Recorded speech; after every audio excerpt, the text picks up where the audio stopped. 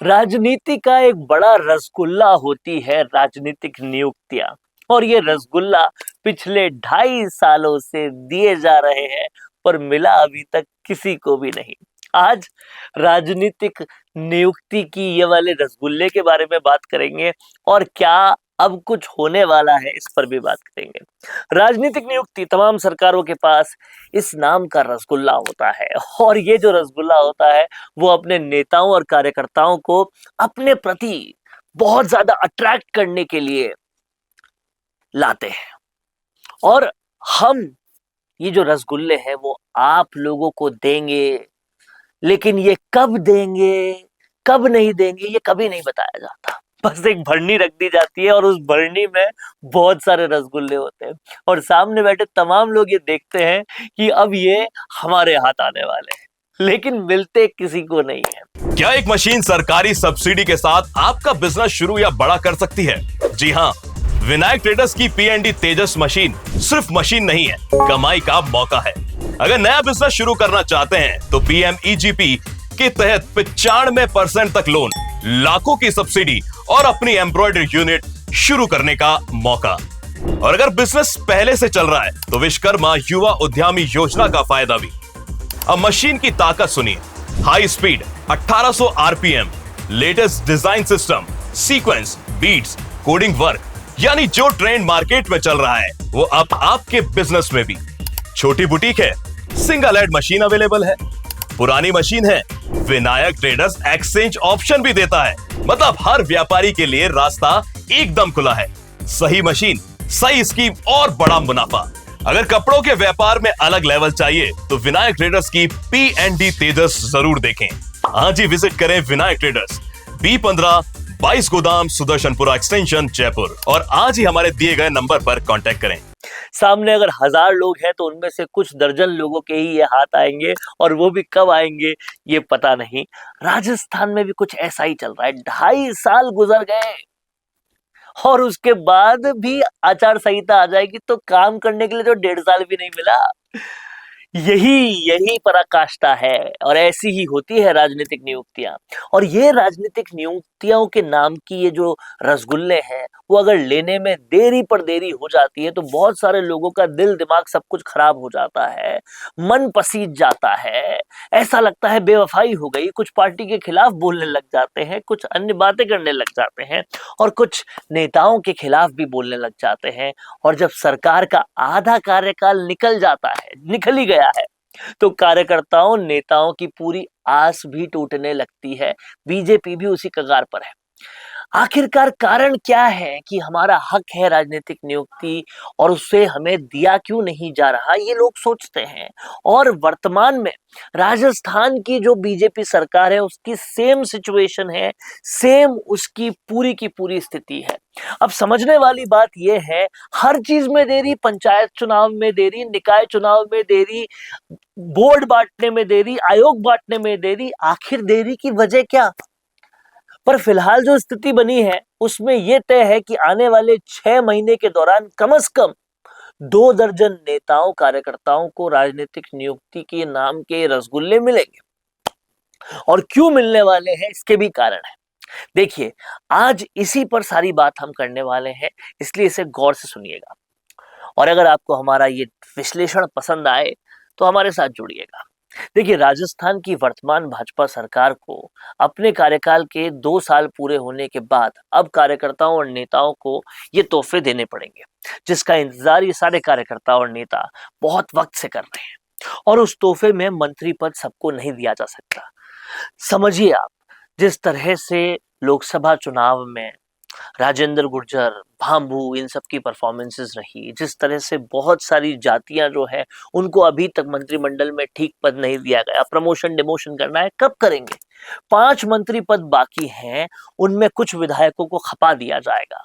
फेरबदल भी होगा तो कुछ हटेंगे और कुछ रह जाएंगे, कुछ का नंबर आएगा, वो भी विधायक ही होंगे। लेकिन जो न विधायक है न सांसद हैं, वो कुछ लोग ऐसे हैं जो विधायक का चुनाव हार गए थे, राजेंद्र राठौड़ जैसे। कुछ लोग ऐसे हैं जो सांसद का चुनाव हार गए थे, और कुछ लोग ऐसे हैं जिन्हें टिकट नहीं मिल पाया था। इन सबको एडजस्ट करना होगा। उन लोगों को अब ये उम्मीद है कि क्योंकि ये उनकी सरकार है और उनकी सरकार है तो उन्हें भी कुछ ना कुछ राजनीतिक रूपी नियुक्ति मिलेगी, स्टेट गवर्नमेंट का कुछ ना कुछ हथियार मिलेगा और इस रसगुल्ले को खाने के लिए वो बेकरार है और इसी के लिए वो सरकार के बचाव में, सरकार के पक्ष में लगातार बोलते रहते हैं, बोलते ही रहते हैं। और 2.5 साल का कार्यकाल जब किसी सरकार का हो जाता है तो आखिरी का जो 1 साल होता है वो तो पूरी तरह से चुनावी साल होता है, उसमें तो फिर आचार संहिता होती है। अब आपके पास वक्त कितना बचा? तमाम दल इस टाइम में जुट जाते हैं, सरकारें भी जुटेगी। सरकार अपनी नियुक्तियों के आधार पर, अपने काम के आधार पर वोट मांगने निकल जाती है, लेकिन ऐसे में ये जो लोग जिनको अभी तक ये रसगुल्ले नहीं बटे, राजनीतिक नियुक्तियां नहीं हुई, उनको सेटिस्फाई कैसे करेंगे?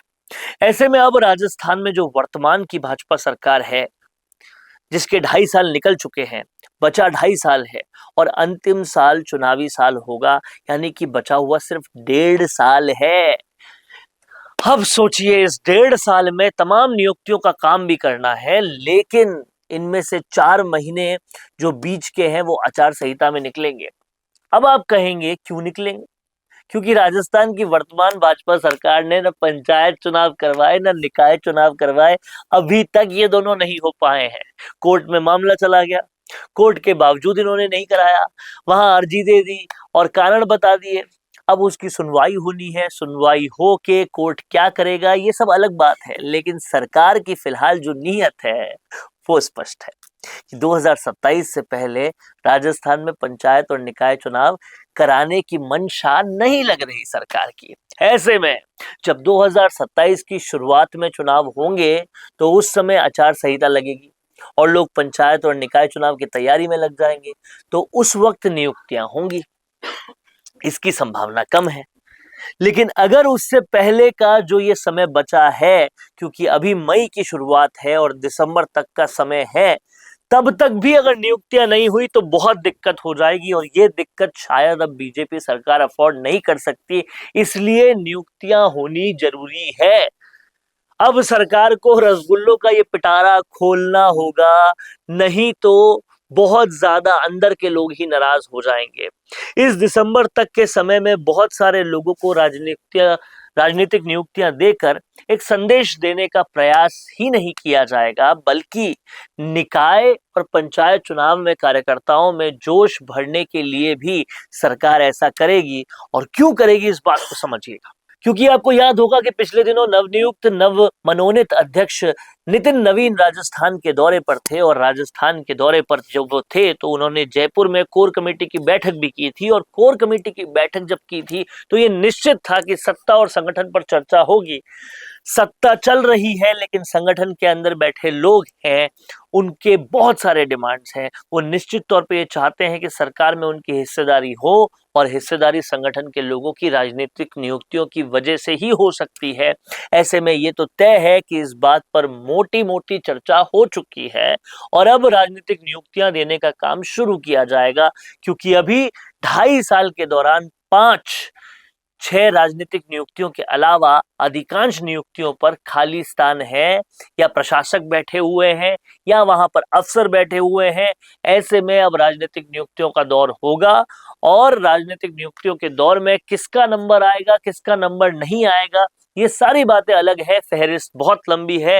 लेकिन इन 6 महीनों के दौरान ये तय मान के चलिए कि पहली लिस्ट आएगी जिसमें लगभग 2 दर्जन नेता और कार्यकर्ता, उन नेताओं में पूर्व मंत्री भी होंगे, उन नेताओं में पूर्व सांसद भी होंगे, उन नेताओं में संगठन के नेता भी होंगे, कई पदाधिकारी भी होंगे और कई पार्षद या महापौर बनने से वंचित रह चुके नेता भी होंगे। तो अब ये होने वाला है और इसके साथ साथ कब कैबिनेट रिशफल होगा इसकी भी चर्चाएं चल रही है, क्योंकि उत्तर प्रदेश में 2 बार हो गया, यहाँ 1 बार भी नहीं हुआ, तो वो भी होना है। अब देखना ये होगा कि इन सब कामों में कितनी देरी करती है सरकार। ऐसी एक सूची लगभग तैयार है और उस सूची का अंतिम रूप देकर दिल्ली जिस दिन ये कह देगी कि हाँ अब नियुक्तियों को लेटर निकालना शुरू कर दीजिए, अधिसूचना निकालनी शुरू कर दीजिए और कार्यकर्ताओं को खुशी देना शुरू कर दीजिए, उस दिन ही ये काम शुरू हो जाएगा। और ये काम इसलिए शुरू हो जाएगा कि आपको याद होगा कि मुख्यमंत्री भजनलाल शर्मा लगातार दिल्ली दौरे पर हैं, दिल्ली दौरे पर थे। मुख्यमंत्री कभी भी जाते हैं, आते हैं, केंद्रीय मंत्रियों से हमेशा वो मुलाकात करते हैं, संगठन के नेताओं से हमेशा मुलाकात करते हैं। लेकिन इस बार जरूरी ये है कि मुख्यमंत्री ने एक बार फिर से मुलाकात की है राष्ट्रीय अध्यक्ष नितिन नवीन से और संगठन के महासचिव बीएल संतोष से भी। बीएल संतोष से ये मुलाकात काफी ज्यादा इंपॉर्टेंट है, काफी ज्यादा जरूरी है, क्योंकि बीएल संतोष से मुलाकात होने का मतलब यह है कि संगठन को लेकर चर्चा जरूर हुई है, यानी कि संगठन की टीम को लेकर चर्चा जरूर हुई है और संगठन में कौन बेहतर काम कर रहा है जिसे सरकार में नियुक्ति देकर उसे इनाम दिया जाएगा, इस पर भी चर्चा हुई है। और यही चर्चा का कारण है कि लगभग 2 दर्जन नाम ऐसे फाइनल करने की अंतिम स्टेज पर हैं जिन्हें अगले 6 महीनों के दौरान राजनीतिक नियुक्तियां दी जाएगी। अब इन सब समीकरणों को आप समझे या नहीं, हमें कमेंट बॉक्स में जरूर बताइएगा, क्योंकि ये समीकरण समझने बेहद जरूरी है, तभी राजनीति के अंदर की परतें समझी जा सकती है। देख रहे हैं आप लोग फैक्ट इंडिया, क्या कुछ कहना है कमेंट बॉक्स में जरूर लिखिए। नमस्कार। रुकिए और जरा ध्यान से सुनिए, क्या आप हमारी इन खबरों से अपने व्यापार को भी बढ़ाना चाहते हैं?